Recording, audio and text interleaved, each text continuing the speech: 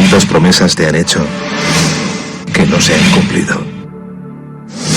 Yo no te prometo un gran sueldo. Te prometo un trabajo fijo. No te prometo que siempre sea como el primer día. Te prometo que nunca te faltarán las fuerzas. No te prometo que todos tus compañeros resistan. Te prometo que se puede llegar hasta el final. No te prometo personas importantes. Te prometo personas que no saben cuánto valen. No te prometo que vayan a hacer caso de lo que digas. Te prometo que querrás repetirlo una y otra vez. No te prometo la comprensión de los que te rodean. Te prometo que sabrás que has hecho lo correcto. No te prometo que te vayan a pedir ayuda. Te prometo que te necesitarán. No te prometo una decisión fácil. Te prometo que nunca te arrepentirás. No te prometo un trabajo perfecto. Te prometo formar parte de un proyecto inolvidable. No te prometo que siempre vayas a obtener resultados. Te prometo que tu trabajo dará mucho fruto. No te prometo que vayas a tener grandes lujos. Te prometo que tu riqueza será eterna. No te prometo que siempre vayas a poder ser valiente. Te prometo que tu amor será más fuerte que el mío. No te prometo que puedas acabar con el dolor, el sufrimiento y la injusticia. Te prometo que estés donde estés, llevarás esperanza. No te prometo el reconocimiento del mundo. Te prometo una palabra eficaz. No te prometo seguridades humanas. Te prometo la certeza de que has sido elegido. Y te prometo que alimentarás al mundo.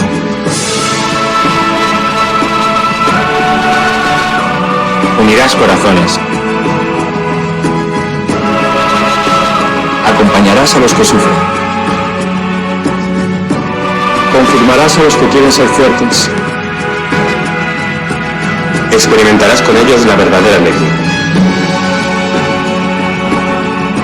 Sumergirás a los hombres en la verdad. Y serás sacerdote, testigo de Jesucristo.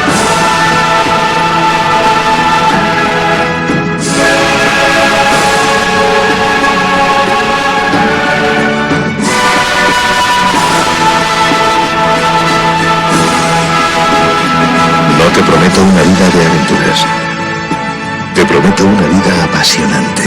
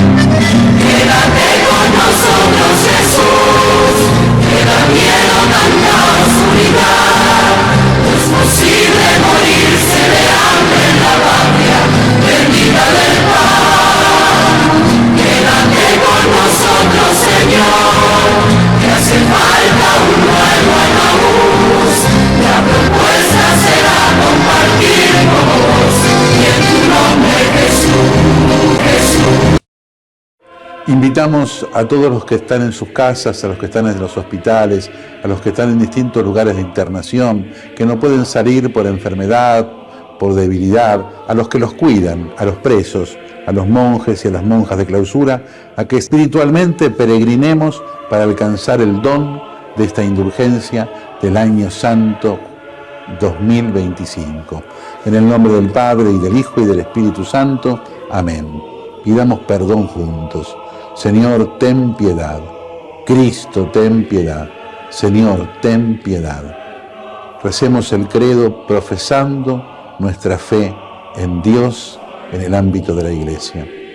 Creo en Dios Padre Todopoderoso, Creador del cielo y de la tierra, y en Jesucristo, su único Hijo, nuestro Señor, que fue concebido por obra y gracia del Espíritu Santo.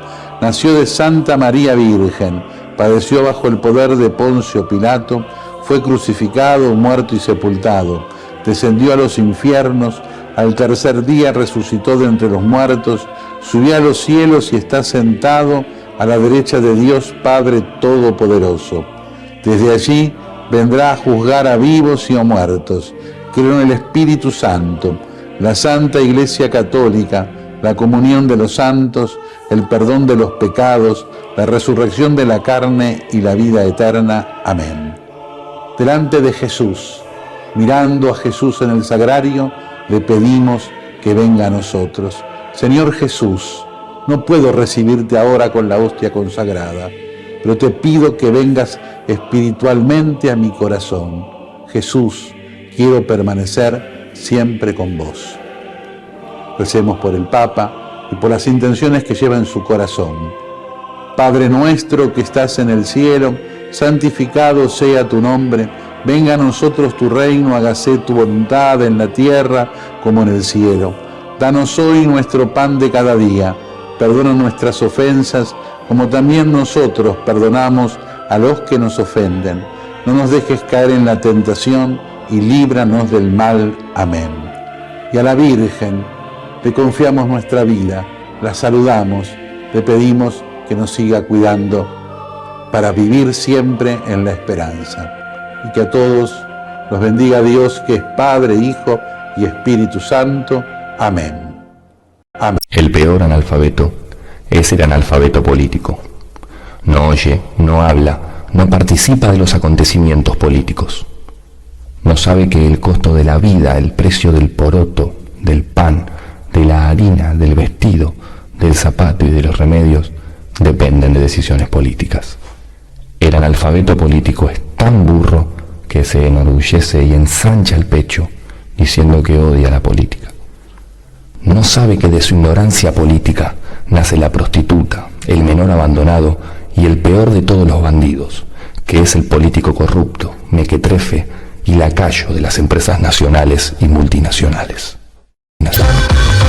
Jueves 3 de noviembre de 2005, casi llegando a la medianoche, Diego Armando Maradona se subió al ferrocarril El Marplatense, esa mítica formación que unía Buenos Aires con Mar del Plata, curiosamente de origen estadounidense sus vagones, y se subió a lo que se conocía, digo curiosamente para lo que es esta historia, se subió a lo que se conoció como el tren del Alba, el tren que viajaba a Mar del Plata para repudiar la presencia de George W. Bush en la Argentina.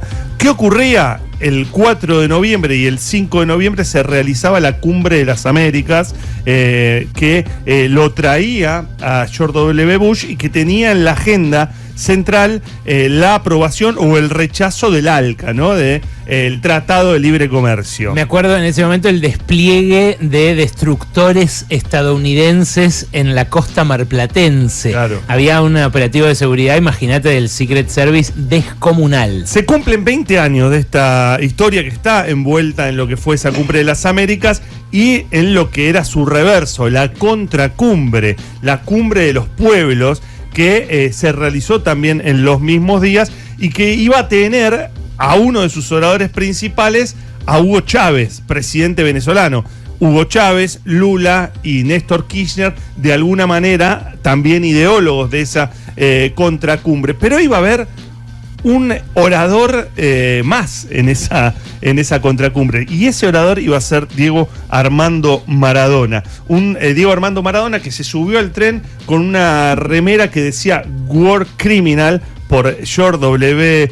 Bush, que por supuesto viajó durante toda la noche, llegó a las 6:30 de la mañana a Mar del Plata en un viaje que estuvo todo el tiempo, todos los que fueron allí revoloteando alrededor de Maradona, casi nadie durmió, un tren que fue de alguna manera organizado por Miguel Bonazo en aquel momento, que lo tenía, mirá, el padre Farinello, Ariel Bastero, el padre Farinello, Luis de Lía, bueno, uno también de los organizadores de lo que era la Cumbre de los Pueblos, Víctor Heredia, Oscar Martínez, Teresa Parodi, y tenía a Evo Morales también como una de sus grandes figuras. Mirá. en aquel momento. Que Evo ya era que todavía no era presidente. No era presidente, claro, era un dirigente cocalero. Yo me acuerdo, yo tengo mi selfie cholula con Evo Morales sacada en 2002. Y después fueron varios años más hasta que logró ser presidente, creo en 2006. Claro, exactamente. Diego Maradona llegó a Mar del Plata y habló con la TV pública. Escuchalo a Diego,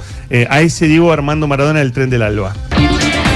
Una ilusión muy grande y un orgullo personal muy lindo. Muy lindo poder compartir con argentinos, con gente de Latinoamérica, realmente yendo a repudiar a este asesino y a ver si mejoran las cosas para todos nuestros países. ¿Cuánta gente se moviliza, no, Diego? ¿Cuánto sentimiento en contra de Bush? Nos hizo mucho daño y bueno, tenemos la oportunidad de evitárselo y bueno, de decirle que tenemos dignidad. En medio de otra multitud, el Tren del Alba llegó a Mar del Plata a las 6:30 de la mañana. Bueno, ese era el recuerdo, además de la TV pública. ¿Cómo había llegado Diego hasta ahí? Vamos a poner un poco de ese contexto, porque estamos hablando de el Maradona de la noche del 10. Ese Maradona que parecía domesticado por el sistema, el Maradona que estaba en el canal principal, en el tanque del grupo Clarín, en el programa que rompía rating, que traía todas las figuras, glamoroso, un Maradona estilizado después de lo que había sido su operación de cinturón gástrico, un Maradona al que lo producía el Chueco Suar, ¿no? Pero ese Maradona, aún así, aún siendo ese Maradona, antes de lo que fue ese Tren del Alba, se va a Cuba a entrevistar a Fidel Castro. Y pone a Fidel Castro en la televisión argentina diciendo estas cosas. Primero que Fidel Castro le dice, no puedo creer que me estés entrevistando, ¿no? Le dice Fidel Castro. Espectacular. Canal 13, pongamos esto, 2005, Canal 13, prime time de la televisión argentina, rompiendo todo. El tipo va y lo pone a Fidel Castro y le pregunta por Argentina. Y escuchá lo que le responde Fidel Castro, porque yo te diría que me preguntaba si era 2005 o 2025. Comandante, ¿cómo ve la Argentina? Dependerá de Argentina y dependerá de los argentinos. Claro, pero nosotros queremos saber su opinión. Es un tema muy complicado, ¿no? Es complicado. Los argentinos somos complicados. Yo veo a Argentina mejor que antes. Quiero decir esto. Argentina le veo una batalla que despierta admiración. ¿Cuál? La batalla contra la famosa deuda pobre. Hemos visto gestos valientes, realmente. Y no me corresponde a mí juzgar la política argentina. Son los argentinos los que deben juzgar. Progreso evidente en Argentina. Han aliviado una colosal deuda de $100.000 millones. Se necesitaba para ello una dosis de valor. Se vio y se mostró esa dosis de valor frente a deudas privadas de mucho de comprar un bono. A los argentinos, yo quiero darle buenas noticias. Esta es la batalla de las ideas, no es la batalla de las armas. Ya era un Fidel Castro que estaba en esa línea cuando había estado acá en la asunción de Néstor Kirchner. Sí. Había dicho esta idea de que no había más lucha armada, ¿no? Que había batalla de ideas. Le habla del Fondo Monetario Internacional. A ver. El orden social impuesto por el imperio y por el Fondo Monetario, que tanto nos hace sufrir. Su desarrollo, el dominio exterior, obligan a la devaluación constante. La historia de las monedas latinoamericanas en el siglo pasado y en esta es la historia de las devaluaciones. ¿Qué es lo que le ocurre a los países latinoamericanos? El dinero tiene que fugarse. Estados Unidos, impresor de la moneda del mundo, y con esa moneda que imprimían compraron la mitad del mundo. Con el dinero de los demás que se guardaban en bancos de Estados Unidos, compraron la otra mitad casi. No le puedo señalar qué crímenes y qué abuso comete el dólar contra Cuba, a pesar de que le hemos prohibido la circulación. Ahí le metía esta cuestión. ¡Qué impresionante! Esto, Wolf. insisto, para tener en cuenta en dónde se veía. Canal 13, los lunes, noche del 10. Quedaría 30 puntos de rating. Sí, volaba, era una locura. Bueno, el vínculo con Diego que había empezado en aquella oportunidad en la que Carlos Bonelli y Pablo Yonto le llevan a Maradona la invitación a viajar a Cuba a recibir el premio como deportista del año, después de lo que había sido el Mundial 86. En el 87, Diego, después de decirle de ninguna manera, no quiero que me usen políticamente, termina aceptándoles y le dice, ok, bueno, pero voy a ir con 7 mujeres, y les empieza a nombrar, después de que ellos casi les agarra un ataque al corazón, les empieza a nombrar a sus hermanas, a su madre, a su hija y a su mujer, y por supuesto viaja y lo adopta a Fidel Castro como un padre, su segundo padre, lo va a decir muchas veces. Pero, ¿por qué estoy poniendo esto en este contexto? Bueno, porque en un momento Diego, mira, le muestra, te voy a mostrar pastillitas, cositas de lo que va pasando. Le muestra un tatuaje. Diego tiene el tatuaje del Che, sí, lo sabemos, pero para ese momento tenía otro tatuaje. El Che era marxista y marxista-leninista, y nadie refunfuñó más y protestó más de las cosas que le parecían dogmáticas y convencionales. Yo no voy a estar quitando el nombre de Carlos Mar al teatro. Como muchos hicieron, quito este nombre, busco el otro, me lavo este pegote. ¿Un tatuaje? Ah, tatuaje. ¿Tú no tenías? Sí. Sí, me acuerdo. Entonces, Lo tengo usted. Lo tengo usted acá en la pierna.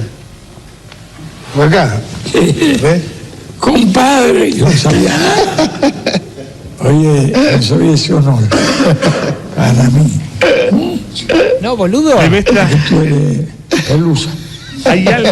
Caramba. Es Fidel reaccionando a Diego, mostrándole un tatuaje de Fidel en su pierna. Exactamente. Y cuando uno ve, hay determinadas cuestiones. Primero lo ves a Diego como un niño chiquito. Total. Con pocas personas Diego se pone de esa manera.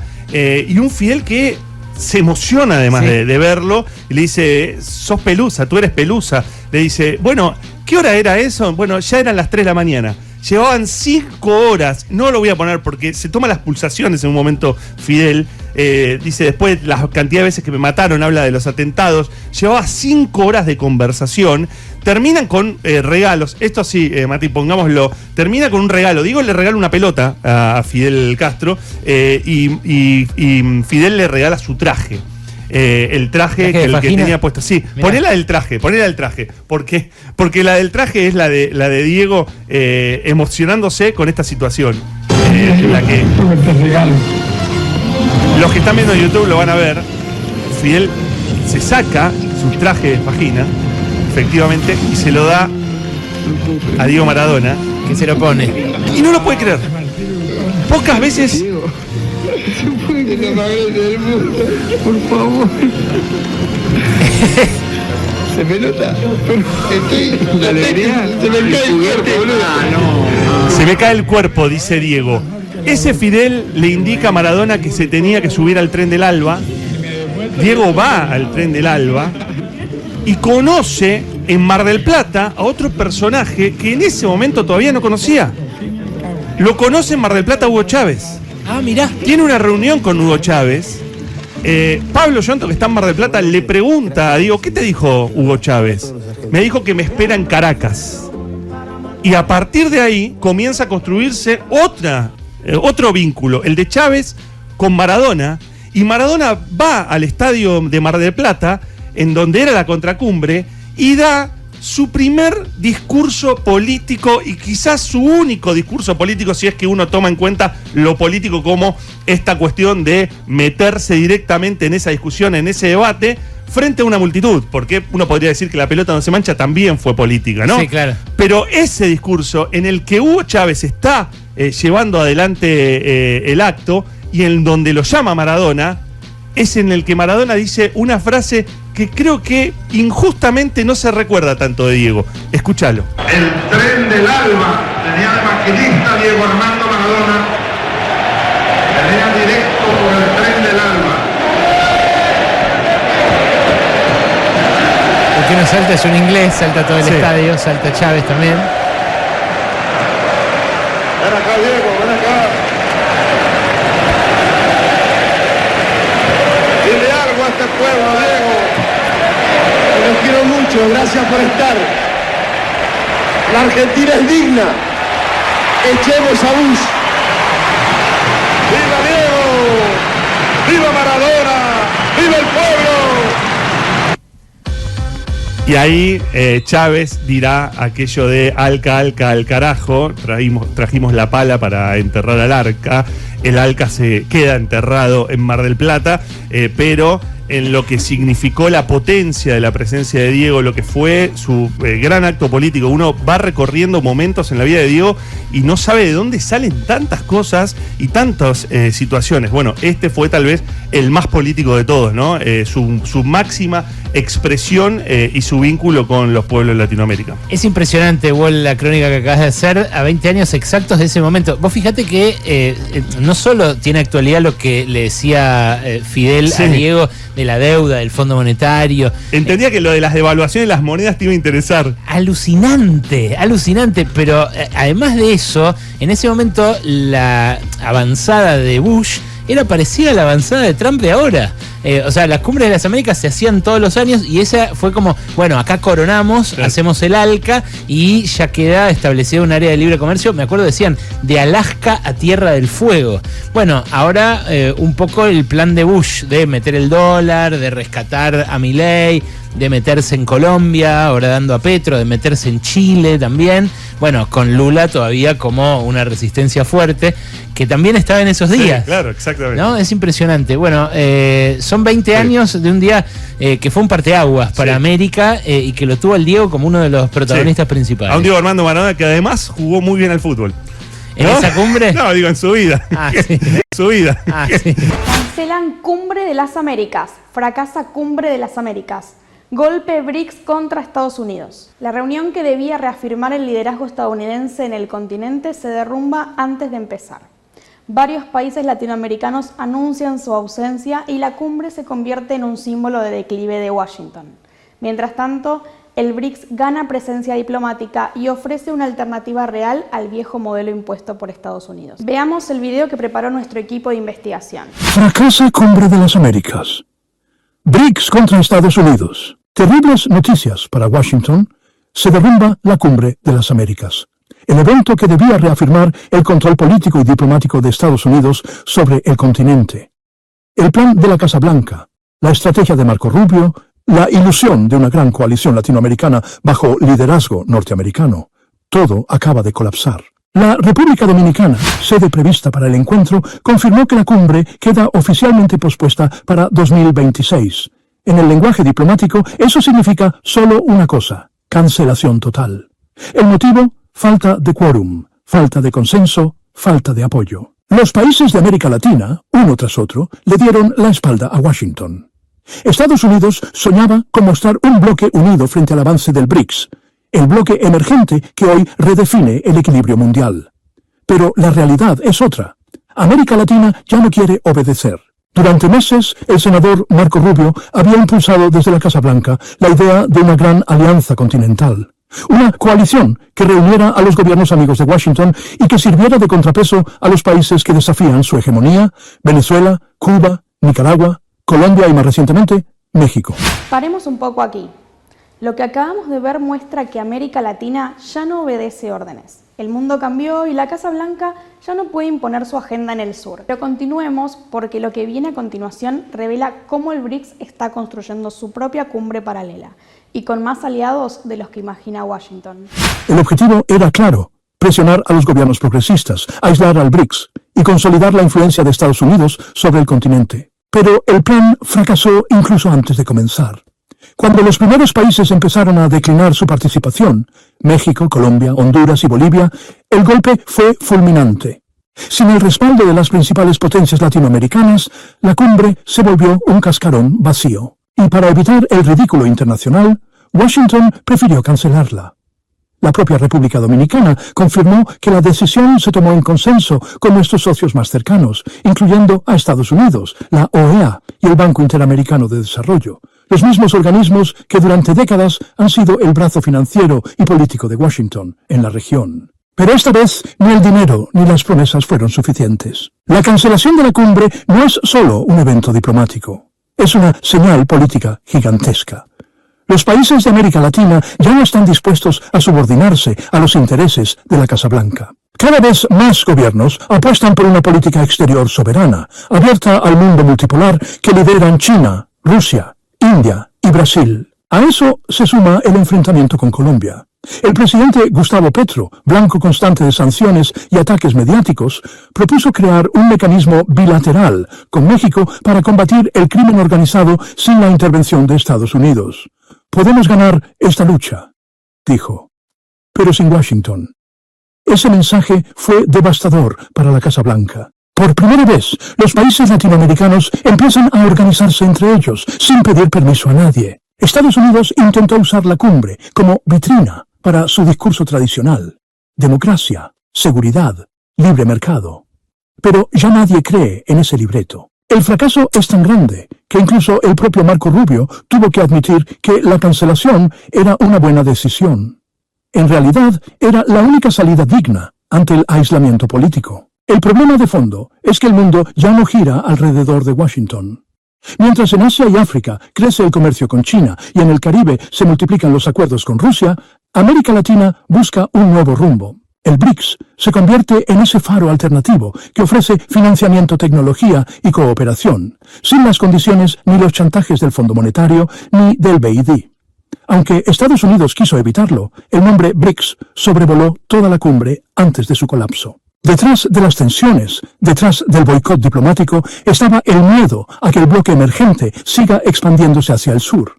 Argentina, Venezuela y Bolivia ya habían iniciado conversaciones para integrarse formalmente al grupo. Y los vínculos de China y Rusia con la región crecen de forma imparable. El portavoz del Kremlin, Dmitry Peskov, fue claro: tenemos obligaciones con Venezuela y las cumpliremos. Nuestra cooperación es contractual y permanente. Es decir, Moscú no solo apoya políticamente a Caracas, sino que también está comprometido militar y económicamente. Lo mismo ocurre con China, que ya tiene inversiones millonarias en infraestructura y energía en varios países latinoamericanos. El BRICS, que hace apenas unos años parecía un bloque lejano, hoy ya está dentro del continente americano. Mientras en República Dominicana se confirmaba el fracaso de la cumbre, en Washington Donald Trump enfrentaba su propio derrumbe. Las encuestas lo muestran en caída libre, acusado de abusar del poder presidencial y de querer utilizar las Fuerzas Armadas sin autorización del Congreso. Incluso el despliegue militar en el Caribe, con buques de guerra frente a las costas venezolanas, perdió su respaldo legal. El permiso de 60 días venció sin renovación. Pero Trump insiste en desafiar la ley y mantener su presencia en la región. Un gesto que refleja, pues, no fortaleza, sino desesperación. El presidente norteamericano sabe que perdió la iniciativa en su propio patio trasero, y ahora ni siquiera sus aliados más cercanos están dispuestos a acompañarlo en aventuras militares o diplomáticas. El fracaso de la Cumbre de las Américas es el espejo del declive norteamericano. Una potencia que ya no convence, que ya no lidera, y que empieza a ser cuestionada por aquellos que antes la obedecían. La cancelación de la cumbre no significa vacío político, significa reconfiguración. Los países del sur están tejiendo una red paralela de cooperación con Asia, con África y con los nuevos polos de poder. El BRICS, en ese contexto, actúa como un escudo económico y diplomático frente a las sanciones y presiones de Washington. Venezuela recibe inversiones rusas. Brasil, bajo el liderazgo de Lula da Silva, impulsa la idea de una moneda común latinoamericana. México coordina con Colombia un observatorio regional contra el crimen, independiente de la DEA. Y Cuba, tras décadas de bloqueo, encuentra en el BRICS la posibilidad de comerciar sin castigos. Cada una de estas decisiones marca un punto de ruptura con el viejo orden, y todas convergen en una misma conclusión. Estados Unidos ya no tiene el control del continente. La Cumbre de las Américas debía ser el gran escenario de Donald Trump y Marco Rubio. un foro para mostrar poder, liderazgo y unidad. Pero terminó convertida en un símbolo de aislamiento, contradicción y derrota. Lo que iba a ser una fiesta diplomática terminó en una humillación silenciosa. Washington intentó ocultarlo bajo el término postergación, pero los hechos son claros. No hubo quórum, no hubo consenso y no hubo liderazgo. Y detrás de ese fracaso se levanta una nueva fuerza que redefine el tablero global. El BRICS. El bloque emergente no necesitó enviar delegaciones ni discursos. Su sola existencia bastó para que muchos gobiernos prefirieran ausentarse antes que volver a arrodillarse ante la Casa Blanca. Hoy, América Latina vive una transformación histórica. El sueño de una región unida bajo el control de Washington se desvanece, mientras surge una integración basada en el respeto y la soberanía. Lo que Estados Unidos llama fracaso diplomático es, para muchos pueblos, un acto de independencia. ¿Estás de acuerdo en que América Latina debe decidir por sí misma? Estamos tratando de hacer una comunicación con algún compañero a quien queremos mucho, que obtuvo un resultado muy positivo en las elecciones del domingo. Un cura que creo comenzó a trabajar en esta radio, y eso a nosotros nos da mucha alegría. Por eso, de cosas que uno cuando hace algo y lo logra, que fulano de tal se haga comunicador y no lo era, es un triunfo para nosotros, por ejemplo, para mí como comunicador. Pero además, la calidez y la calidad de persona que es, que siempre está atento, inclusive nosotros hoy ya no somos una radio importante, y sin embargo del otro lado, espero que así sea, lo tenemos al querido cura Molina. Juan Carlos Molina, ¿cómo te va? Ya te voy a corregir, como diputado te voy a corregir. ¡Qué hijo de... A ver, decime. Ustedes son una radio importante. Bueno, gracias. Sí, claro que son una radio importante, ¿no? Llegan a un público que muchísimos de nosotros no llegamos, son una radio importante, ¿no? Y así se construye, ¿no? Digo, desde abajo. Así empecé yo, como decía recién, en Radio Rebelde, y después, bueno, fuimos comunicando en otros lugares y ahora soy diputado, imagínate. Mirá si serán importantes, ¿no? Francisco siempre decía que las grandes movidas son, el Papa Francisco, las grandes movidas son de abajo para arriba, no de arriba para abajo, ¿no? Y me parece que eso es lo que hay que lograr siempre, movilizar a la gente, al pueblo, y eso es uno a uno, cara a cara, militancia a militancia, programa a programa, ¿no? Ahí estamos. Sí, y vos sí produjiste, y ahora te voy a hacer una pregunta, porque tengo tantas, tendríamos que tener una charla, pero bueno, no tenemos tanto tiempo en la radio, pero digo, vos hiciste mucho el aprendizaje en los medios de comunicación, que te fue muy bien, con algo que está fuera de lo común, porque vos metés debate, discusión política, pero también haces un sermón los días que tenés programa. Los domingos, exactamente.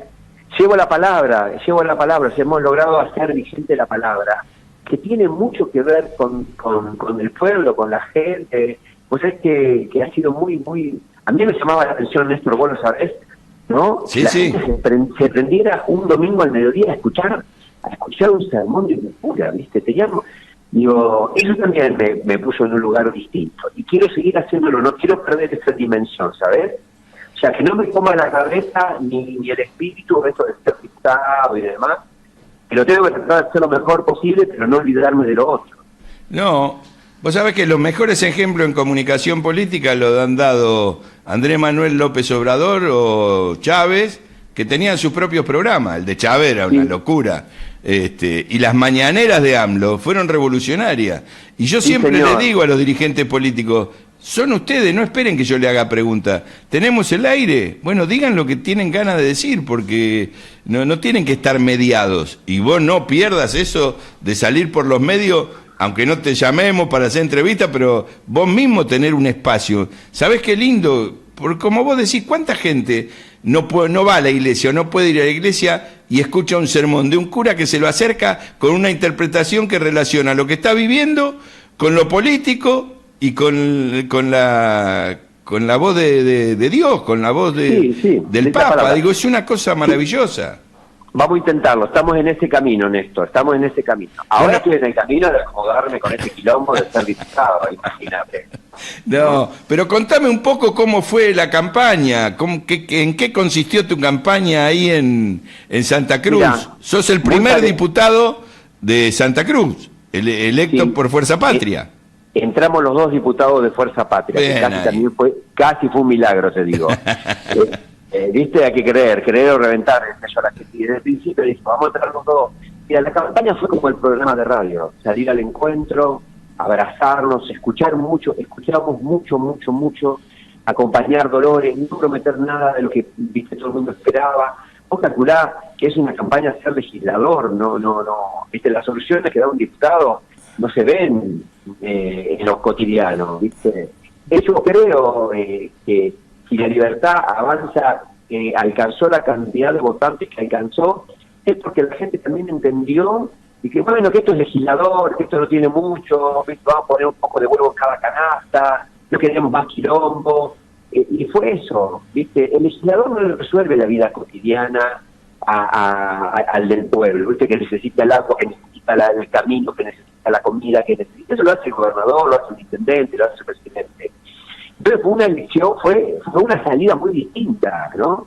No prometimos nada, escuchamos mucho, le dijimos que íbamos a hacer una oposición seria, consciente, estudiosa, le contamos a la gente qué es lo que podíamos hacer y qué es lo que no íbamos a hacer, lo que no podíamos hacer, y me parece que ese ámbito, ¿viste?, terminó descontracturando y la gente nos eligió por eso, mucho por eso, ¿no? No, seguro, y estoy seguro de eso. Vos sabés que ante todas estas crisis, yo vengo del mundo de la iglesia, vos lo conocés, fui seminarista, soy psicólogo, y yo digo, ¿cómo salimos de este quilombo? No solo con lo electoral, ¿no? Sino, ¿cómo salimos para volver a recuperar? Y yo siempre pensé, desde que asumió Milei y nos puso en este bardo, que la iglesia, o la palabra de Dios, o la palabra de Francisco, de Papa, acercándose a la gente, porque si hay algo que hay que reconocerle a Francisco, es que él iba a la gente y no sabía si lo iban a putear, si lo iban a querer, si no lo iban a querer.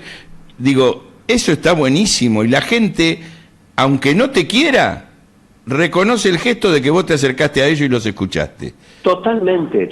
¿Y sabés quiénes fueron unos grandes ejes de mi campaña? Digo, mi campaña porque se agarraron contigo. Sí. El propio gobierno de la provincia que salió a decir mentiras y operar, ellos me terminaron de poner en el frente. La gente no les creyó. Claro. Entonces, nada, ya estamos y hay que confiar que vamos a poder hacer las cosas lo mejor posible. No, buenísimo. Y contame, ya sé que tenés poco tiempo, pero contame, vos empezaste, porque ayer se lo contaba a gente, estaba recordando lo que habíamos dicho y lo que vos me habías dicho, vos no venís del riñón del kirchnerismo, sino de un cura que estaba en Santa Cruz y un día desde su lugar, creo que era Puerto Deseado, tuviste que ir a hacer una demanda, un pedido al gobierno. No, fue así, mira, yo estaba en Caleta Olivia. Caleta Olivia, perdón, claro. Como cura, nuevito, jovencito, venía de San Isidro, Néstor, imagínate. El problema que tenían los pibes de la escuela donde yo estaba en San Isidro era dónde se iban a esquiar, ¿no? Ese era uno de los problemas más grandes. O si se iban a Disney, o si se iban a Europa en el verano, ¿no? O se iban a Pinamar. Ese es los problemas más grandes que sufríamos en la escuela. Escuela hermosa, yo aprendí un montón, fui muy feliz. Yo creo que fue uno de los lugares que más feliz fui. Y me manda a trabajar acá, esta vida en medio de los pibes, viste, estos que nadie quiere, que son, nosotros le decimos los manchines acá en la Patagonia, que son los pibes, viste, de la calle, y vos sabés que habían cagado a palo un grupo, la policía había cagado a palo un grupo de pibes, lo había dejado hecho miércoles, y lo denunció a Néstor Kirchner, que era el gobernador, le mete una denuncia. Yo curita, imagínate, fue noticia en toda la provincia. Claro. Sacerdote denuncia al gobernador por la no sé qué. Eso fue un viernes, el lunes estaban golpeando la puerta de mi casa, de la casa parroquial donde estábamos, ¿no? Y aparece Julio De Vido, ¿no? Con todos, que era ministro del Interior, Julio De Vido en ese momento, manejaba la policía, junto con todo su gabinete, a hablar con nosotros, que lo había mandado Néstor, ¿no? Y que quería trabajar en conjunto. Y ahí empezó mi relación con el kirchnerismo, con Néstor. Ahí empezó, ¿no? Y ahí empezamos, entonces Néstor me dijo, vos hacés lo que estás haciendo, no dejes de ser cura, yo te voy a ayudar. Y ahí empezó mi relación, y después, bueno, me piden esto de ser cedronar, ¿te acordás? En Sí, su momento. sí. Y ahí entra, y después dejé ese dronar y me volví como cuna normal a la fundación, y ahora salió este quilombo en que me metieron, que se los digo siempre, metieron en un quilombo ahora con ser diputado y todos se ríen, pero no había que sacarle el culo a la jeringa, ¿no? Frente a esta peste que tenemos ahora, frente a este COVID de la crueldad, no le podemos decir, viste, hay que estar. Y así fue mi relación con el kirchnerismo. Yo soy un tipo que siempre hizo política social, ¿no? Pero aparte siempre estuvo del lado de los que mangueaban, ¿no? Entonces los conozco a todos, podría golpear la puerta para que los pobres puedan comer, para tener comedor, para tener escuela, para tener salud. Entonces siempre estuve del otro lado, me cagaron a la función de este otro lado, ¿no? No, pero además hay que contarle a la gente, porque yo ayer contaba, el cura Molina, ¿cuál es el cura? El cura que nos ayudó con el tema de la ley de medios, que nos llevó a una delegación a verlo al Papa Francisco. El cura que, se lo decía a un chaqueño yo ayer, le digo que tiene una fundación que tiene en el Chaco. Digo, conoce de la juventud, perseguidos, de los adolescentes, de la droga, pero de la droga que hay que condenar no al drogadicto, sino al narco. Pero sabe quién es el narco. Digo, todo eso que otros se llenan la boca y nunca vieron nada, vos lo venís trabajando. Por eso a mí me da mucha alegría que estés en este lugar. Porque sé que vas a seguir haciendo lo mismo, Juan. Néstor, yo me voy a quedar con esto. La comunicación y la palabra es un derecho. ¿Te acordás? Sí, totalmente. Logramos que esté en una ley. Bueno, retomar el tema de la ley de medios es un tema muy, muy importante, ¿eh? Y de hecho lo voy a trabajar mucho, Néstor, y ahí supongo que me vas a ayudar. No, ya estamos trabajando, no te lo voy a decir ahora, pero que estamos en los prolegómenos, pero ya estamos trabajando con mucha gente y me alegra que podamos contar con vos en la discusión. Métanme en ese quilombo, porque para mí es muy importante. Y dentro de la comunicación, el tema de las fake news, de las redes sociales, la gente nos ganó por eso, ¿eh? Pero claro. ¿Sabes? Bueno, ese es un tema. Y después, y termino con esto, Néstor, mirá, yo soy un hombre de fe, un hombre de la iglesia, un cura, un programa de radio, y soy muy de Jesús, muy de Jesús. Y digo esto, Jesús estaba muy cómodo en Galilea, cuidando gente, con sus amigos, iba a comer, iba a casamientos, había fiesta, alegría, multiplicaba el pan. Pero Jesús tenía claro, ¿no?, que la opresión no estaba, que los que oprimían no estaban en Galilea, estaban en Jerusalén. Estaban dentro del templo y estaban dentro del imperio. Y decide irse de Galilea a Jerusalén. Y camina de Galilea a Jerusalén y se mete en el núcleo del poder político, religioso y económico, y ahí da la pelea, y ahí lo matan, y ahí lo asesinan. Claro. Entonces yo digo, si yo soy un hombre de fe, y mi camino es seguir a Jesús, yo no le puedo sacar el culo a la jeringa en este momento que me están pidiendo que me meta en el núcleo del poder. ¿Cómo no me voy a parar en el Congreso de la Nación a tratar de que no salga la ley de reforma laboral y que cague a medio país? ¿Cómo no me voy a parar a frenar la ley, ¿no?, opresora, lo que quieren cambiar de la ley de previsión social, o la del tributo, o la de las universidades, o la de la gente con discapacidad, o tengo que parar en ese núcleo, no puedo hacerme el tonto. No me puedo quedar en el lugar de la comodidad. Y así lo viví, y así estoy metido en esto. No, pero seguro, porque además, haber pasado de cura a hacer radio, y yo lo conozco porque lo charlamos cuando todavía no había visto un micrófono, es incómodo. Pero después te sentiste muy bien, por las devoluciones que había, y por eso el crecimiento, y lo mismo te va a pasar en política. Estoy feliz por eso, porque estoy seguro de eso, porque necesitamos, para salir de este quilombo, mucho afecto. Necesitamos mucha palabra, y vos tenés mucha palabra humana, sensible, la que escucha a la gente, y la otra es escuchar. Si hay algo que los curas, y que yo aprendí de los curas y de los psicólogos, es escuchar, porque el psicólogo nace para escuchar y el cura en la confesión nace para escuchar. Así que tenés muchas cosas para ponernos contentos a mucha gente que todavía no te conoce, y seguramente también, ¿por qué? Porque sos transgresor. Así que con todo ese quilombo vas a andar muy, muy bien, y contá con nosotros para aportar en todo lo que podamos, querido Juan. Gracias, hermano, y gracias a todos los que están ahí escuchando. Muchísimas gracias. Hasta la próxima. Abrazo enorme. Abrazo. Abrazo. Triunfó el Garrahan. Vamos. A través de un comunicado publicado por el Hospital Garrahan se confirmó un aumento salarial para las y los trabajadores. Según anunciaron, se trata de un incremento del 61% sobre el salario básico y el primer cobro. Incluirá un retroactivo respecto del sueldo de octubre.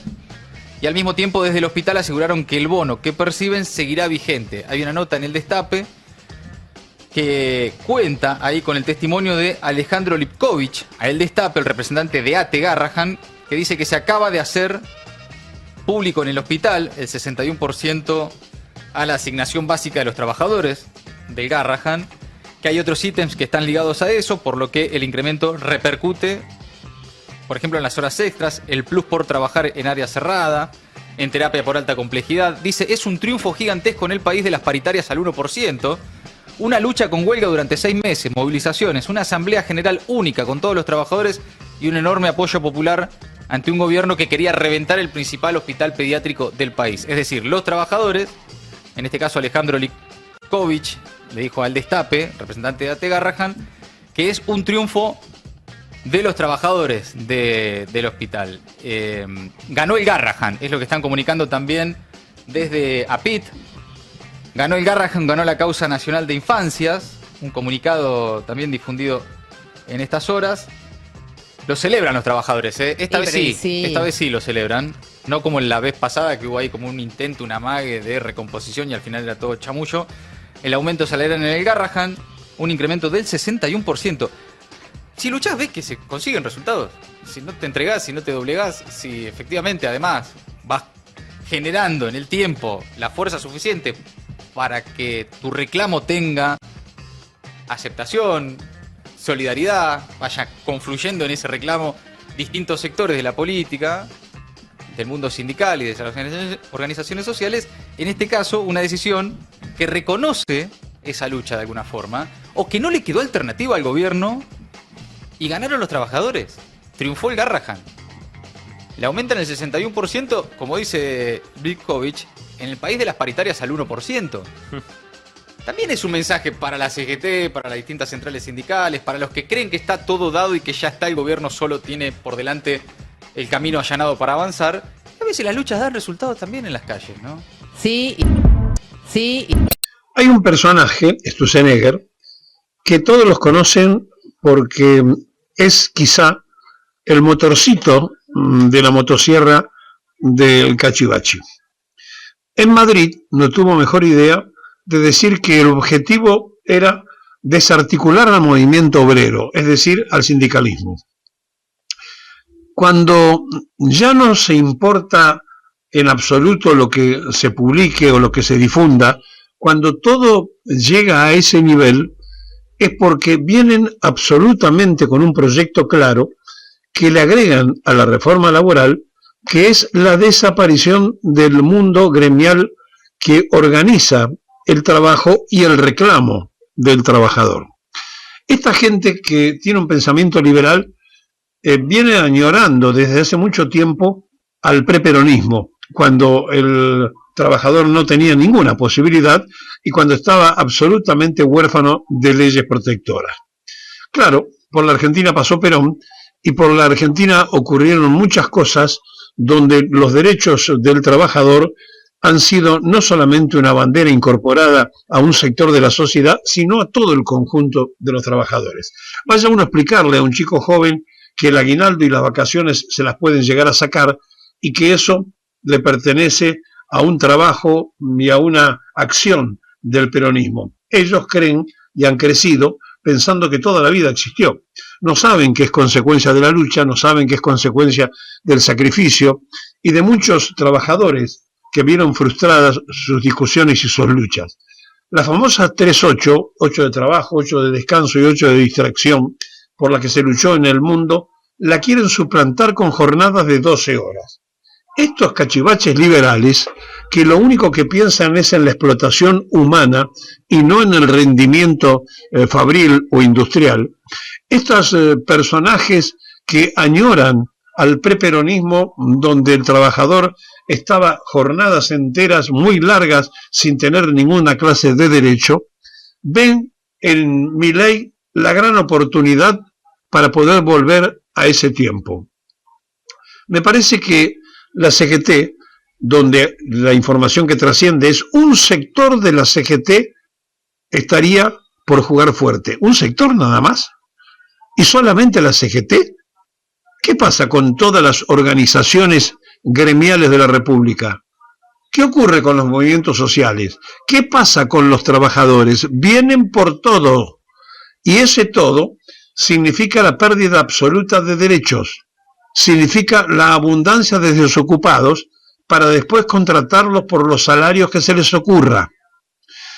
Este verdadero asalto al derecho humano que ha hecho la banda liberal encabezada por el Cachivache no va a tener ninguna clase de miramientos y entonces ha dado los últimos pasos en el gabinete para reforzar esa idea. La búsqueda de Santilli como ministro del Interior para tratar de convencer a los gobernadores y tratar por el otro lado de decirle quédense tranquilos que algún dinero le vamos a repartir, porque si no hablan con las efectividades conducentes, como decía Irigoyen, si no se le resuelve el tema económico, los gobernadores no quieren escuchar más explicaciones. Bueno, la presencia de Santilli es el hacer un trabajo bisagra mientras se prepara esa oferta económica de la coparticipación, que es una obligación y que, por supuesto, como tantas otras, no respetó el gobierno de Milei. Es un momento más que difícil y vamos a tener un fin de año muy agitado, por lo cual me parece que hay que empezar a prepararse con situaciones muy peligrosas. Le decíamos hace un tiempo que octubre era un mes bisagra, y fue un mes bisagra, no solamente por el resultado electoral, por todas las consecuencias que eso trae, y porque además de esta situación, también cruje la Libertad Avanza en su propia estructura y ha tenido que hacer cambios que no pensaba en tiempo y forma de hacerlo, sino que iba a tomarse un tiempo más, y que ahora los obliga a jugar un poco más a la defensiva, porque saben que las medidas que vienen con la reforma laboral le van a traer consecuencias de calle, de protesta y de reacción que todavía no pueden evaluar y no saben en qué intensidad se pueden manifestar. Estamos en una Argentina que ingresa en el mes de noviembre, en un mes previo al final del año, y donde muchas cosas están dando vuelta, y es muy peligroso el final de año que se avecina, donde la reforma laboral puede dejar mucha gente herida, a la que se le suma la gente sin trabajo, la situación del comercio que no vende porque hay recesión en la Argentina, y a la verdadera situación de no consumo del jubilado, que parece una mala palabra para el gobierno del Cachivache. La Argentina está sin rumbo económico. La Argentina, como decíamos hace un tiempo, tiene un proyecto que es capaz de estrellar la calecita. Vamos mal y terminaremos peor. Y diciembre es un mes sorpresa, porque llegar en estos 2 meses hasta fin de año no solamente que es costoso, sino que socialmente va a haber mucho tela para cortar. Ojo con lo que está ocurriendo en la Argentina, cuidado con lo que nos puede pasar como sociedad. Le damos el alerta ahora, antes de que sea tarde.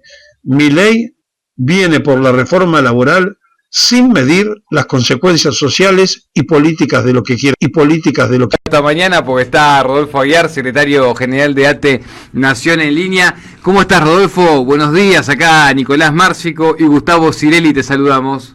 Muy bien, un saludo para todos. ¿Contento con las nuevas incorporaciones del gobierno nacional? No, yo digo, lo peor está por venir.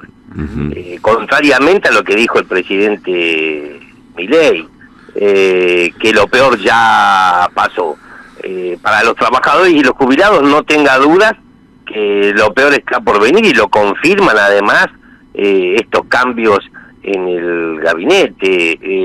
Yo creo que nadie puede tener expectativas a partir que todo indica que el gobierno se orienta a intentar imponer la triple reforma que exige el Fondo Monetario Internacional. En nuestro caso, bueno, una reforma laboral que seguramente acelerará la destrucción del empleo en la Argentina, una regresión sin precedentes en materia de derechos que nos retorna a la época de las cavernas. Detrás de ese concepto modernización en realidad se esconde más explotación, más precarización. Rodolfo, a ver, eso que vos acabás de mencionar tiene la muestra a las claras de la búsqueda de una reforma laboral que se viene ahora, flexibilización laboral, incluso ya ellos mismos empiezan a usar la palabra flexibilización. ¿Vos qué búsqueda crees que va a tener eso? Pero te voy a hacer una pregunta sobre algo preciso. Mira, ayer estaba hablando con un grupo de amigos que son comerciantes, y hay como una sensación con el pyme, con el comerciante, con el conjunto, ¿no? Así como clase mediero, para decirlo de alguna manera, de que algo hay que transformar con el ámbito del laburo, con el vínculo entre los trabajadores, los empleadores. Ahora, ahí me parece que hay que hacer una distinción entre cuando el empleador es el Estado o es un tallerista que tiene 2 o 3 empleados, o cuando el empleador son los Pérez Companc o Techint y el empleador es un kiosquero, ¿no? Me parece que hay como algo que ordenar en ese rubro. ¿Vos creés que esto es así? ¿Y cuál creés que es la reforma que va a imponer esta gente que claramente no va a ser para beneficiar ni al kiosquero ni al comerciante, ¿no? Yo comparto que es necesaria una reforma, que los trabajadores no tenemos que rehuir de esa posibilidad, más allá de la connotación negativa que siempre ha tenido ese concepto para nosotros. El problema es quién la discute la reforma y a quién beneficia la reforma. Y en este caso, yo lamento a quienes tengan una cuota de optimismo, porque esta es una reforma que se escribe en las oficinas de Techint, es una reforma que está orientada solo a mejorar los márgenes de rentabilidad de las grandes patronales en la Argentina. La OIT, la Organización Internacional del Trabajo, hace 20 años que estudia 63 países del mundo, desde las economías más desarrolladas hasta países de África, legislaciones similares a las que se intentan aplicar en la Argentina, y en todas fracasaron, no contribuyeron a crear más empleo y mayor registración y de más calidad. Acá, para superar la crisis del mercado de trabajo, del mercado laboral en la Argentina, se debería aprobar con derogar la ley Bases, porque quedó claro que la vigencia de la ley Bases no contribuyó a mejorar el empleo registrado, a pesar de que quitó las penalidades que tenían aquellos empleadores que no registraban a sus trabajadores. Hablar de salarios dinámicos, esta idea de vincular el ingreso del trabajador a su propia productividad individual, eso es reemplazar a la solidaridad por arbitrariedad. No van a estar premiando el mérito, estarán premiando la docilidad. Quieren dividir para poder dominar el convenio colectivo, la negociación paritaria, en vez de por actividad, por empresa. Eso disminuye la representación y el poder de quien es el eslabón más débil en este vínculo trabajo-capital, que hemos sido los trabajadores. Es decir, no hay nada bueno en las reformas que nos están proponiendo, se las mire como se las mire. El banco de horas es la legalización de la extensión de la jornada laboral. Algún titular en algún medio vimos que decía cuánto te saca el sindicato, y yo digo, ¿cuándo vamos a discutir en la Argentina cuánto te saca el empresario, cuánto te quita el patrón? ¿A dónde va a parar esa diferencia entre el salario que percibe el trabajador y el precio que tiene el producto que genera con esa fuerza de trabajo? Algún día en la Argentina habrá que discutir la riqueza para terminar con la pobreza. Rodolfo, buenos días. Gustavo Cirelli lo saluda. ¿Y cómo se frena el avance de estos proyectos, puntualmente en este caso la reforma laboral, que por lo visto el gobierno está decidido a llevarlo adelante? Sí, aún la preocupación que genera que pareciera ser que algunos sindicatos se están preparando para no luchar, ¿no? Porque hasta en páginas oficiales de algunas entidades gremiales se ha subido esta idea de que, no nos pidas a nosotros que peleemos porque la reforma la votaste vos, pero aún así lo que tenemos los trabajadores es que ejercer nuestros derechos constitucionales, el derecho de huelga, el de libertad de expresión, el de manifestación. Yo creo que esta reforma no puede pasar. Por supuesto que el camino no es estar sentado en el Consejo de Mayo, no hay mandato de los trabajadores para que la reforma se discuta en ese ámbito. Ese ámbito es la institucionalización misma del ajuste. El gobierno quiere encontrar gremialistas cómplices para avanzar con esta reforma laboral. Nosotros lo tenemos que impedir. Yo creo que hay que pensar, porque sobran motivos, este es el de mayor peso en este momento, y hay condiciones para avanzar en una nueva huelga general que logre que se discuta públicamente los beneficios y los perjuicios de llevar adelante una legislación laboral de estas características. Rodolfo Ayala, con quien estamos hablando, secretario general de ATE, ¿tenés algún tipo de expectativa con lo que pueda pasar esta semana en la CGT? Sabemos que hay congreso el miércoles, se va a estar dando un cambio de autoridades. La información que tenemos de previa a ese día es que no hay condición para que sea con una sola persona la que represente a la CGT para adelante, sino que va a tener el carácter de triunvirato de vuelta. ¿Hay algún nombre, hay alguna expectativa con respecto a quién puede llegar a conducir para los próximos tiempos?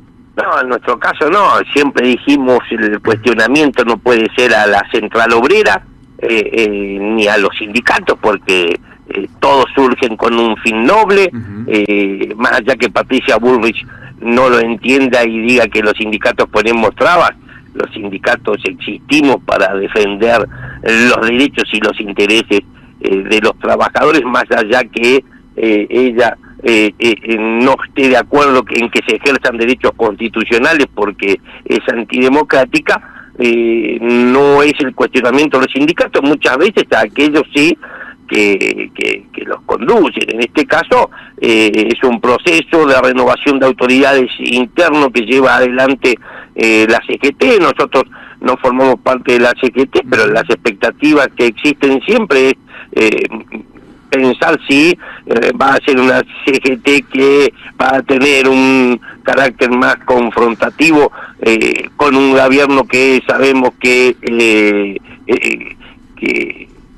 es antitrabajador y que va a llevar a antiobrero y que va a seguir gobernando de esta manera, o es una CGT que se va a mostrar dialoguista. El proceso de diálogo yo creo que desde el sindicato con este gobierno ya fracasó, no arrojó como resultado ninguna mejora, ningún beneficio concreto para los trabajadores después de 22 meses.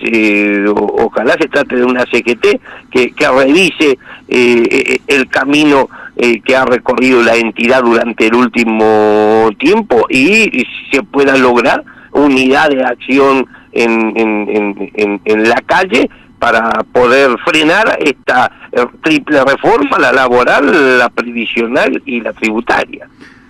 Gracias por el tiempo, Rodolfo. Te mandamos un abrazo grande y nos quedamos atentos a los próximos movimientos. Esta semana va a ser una semana cargada también porque, se va a sumar el debate por el presupuesto 2026 que viene de ajustazo, de ajustazo fuerte. Así que imagino que los tendremos también ahí con actividades y las iremos contando a medida que avancen, ¿sí? Muy bien, muchas gracias. Un saludo para todos. Abrazo grande. Saludos. Ahí estaba Rodolfo Aguiar, secretario general de ATE Nación. Está empezando a haber distintos movimientos, seguramente en la previa a que llegue este congreso del miércoles de la CGT. Pueblo que escucha, únete a la lucha. Pueblo que escucha, únete a la lucha. Pueblo que escucha, únete a la lucha. Pueblo que escucha, únete a la lucha. Pueblo que escucha, únete a la lucha. Pueblo que escucha, únete a la lucha. Pueblo que escucha, únete a la lucha. Pueblo unido, nunca vencido. Pueblo unido, nunca vencido. Y luche, luche, luche, no deje de luchar. Y luche, luche, luche, no deje de luchar. Por un canto de obrero, obrero y popular. Y luche, luche, luche, no deje de luchar. Pobre el pobre que no luche, siempre callado nomás. Le han de robar su guitarra, nunca más ha de cantar. Y luche, luche, luche, no deje de luchar. Y luche, luche, luche, no deje de luchar. Por un canto de obrero, obrero y popular. Y luche, luche, luche, no deje de luchar. Pueblo que escucha, únete. ¿Qué cosas tiene mi pueblo que no las puedo callar? Cualquiera viene y le ofende y él calladito nomás. Pero guarda al que trampea, pero guarda al que le miente, porque mi pueblo no es tonto, porque mi pueblo es valiente, porque mi pueblo algún día cuando la sangre reviente habrá de salir cantando con un fusil en la frente.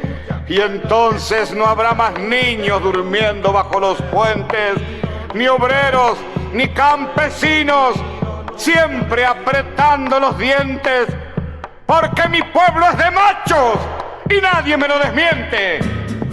Y luche, luche, luche, no deje de luchar. Y luche, luche, luche, no deje de luchar. Por un canto de obrero, obrero y popular. Y luche, luche, luche, no deje de luchar.